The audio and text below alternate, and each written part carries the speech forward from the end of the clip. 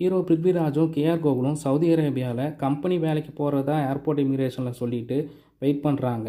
ரொம்ப நேரம் கழித்து ஒரு ஷேக் வந்து இவங்களோட பாஸ்போர்ட் விசாவை வாங்கிட்டு ஒரு டப்பா காரில் ஏற்றி கூட்டிகிட்டு போகிறாங்க.